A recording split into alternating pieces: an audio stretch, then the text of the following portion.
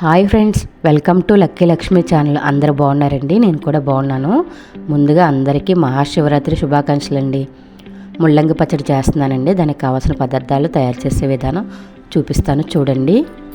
ముల్లంగి అయితే ఒక 3 తీసుకున్నానండి, బాగా కడిగి పెట్టుకున్నాను. అలాగే 2 రెమ్మల కరివేపాకు, గుప్పుడు పల్లీలండి, ఒక 2 స్పూన్ల ధనియాలు, ఒక 2 ఉల్లిపాయలండి, పెద్ద సైజు ఉల్లిపాయలు తీసుకున్నాను. స్టవ్ వెలిగించుకొని కళాయి పెట్టుకొని దాంట్లో ఆయిల్ పోసుకుంటున్నానండి. ఒక 4 స్పూన్ల ఆయిల్, అది 1 స్పూన్ అయితే పోసుకున్నానండి. ముందుగా పల్లీలు వేయించుకుంటున్నాను. అవి వేగాక ధనియాలు కూడా వేసుకుంటున్నానండి. వాటితో పాటు ఎండుమిర్చి కూడా వేసుకొని వేయించుకోవాలండి.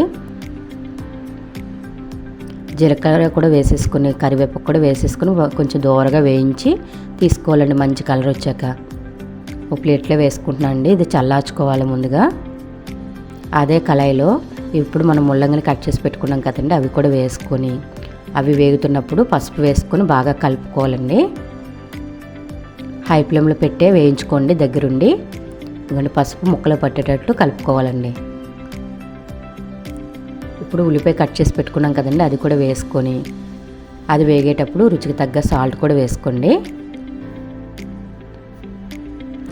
నిమ్మకాయ సైజంత చింతపండు తీసుకున్నాం కదండి, అది వేసుకొని వెల్లుల్లి రెబ్బలు కూడా ఒలిచి పెట్టుకున్నానండి, ఒక 10. అది కూడా వేసి బాగా వేగాక, ఇదిగోండి ఇలా వేగింది కదా, స్టవ్ ఆఫ్ చేసుకొని చల్లార్చుకున్నానండి. మిక్సీ జార్ తీసుకొని ముందుగా వేయించుకున్న పల్లీలు కూడా వేసి ముందు పొడి చేసుకుంటున్నానండి. ముందుగా బరకగా పొడి చేసి పక్కన పెట్టుకున్నాక మనం వేయించి చల్లార్చుకున్న ముల్లంగిని కూడా అందులోనే వేసి పేస్ట్ చేసుకోవాలండి. ఇది కచ్చా పచ్చగా చేసుకుంటే సరిపోద్దండి. మీరు రోట్లో వేనా వేసుకోండి. ఇంకొండి పచ్చడి అంతా ఇలా రెడీ అయింది కదా, పోపు పెట్టుకోవచ్చండి. ఒక బౌల్లో ముందు పచ్చడి తీసి పెట్టుకుంటున్నాను. స్టవ్ వెలిగించుకొని ఒక చిన్న కళాయి పెట్టుకొని 1 స్పూన్ నెయ్యి వేసుకొని, మిగిలిన 3 స్పూన్లు ఆయిల్ వేసుకొని పోపు గింజలు కూడా వేసుకుంటున్నానండి. అలాగే ఎండుమిర్చి కూడా వేసుకుంటున్నాను.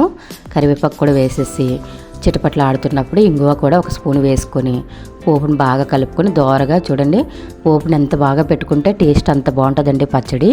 చూడండి ఎంత బాగా ఉంది కదా, టేస్ట్ అయితే చాలా బాగుంటుందండి. దోశల్లోకి అయితే చాలా బాగుంటుంది.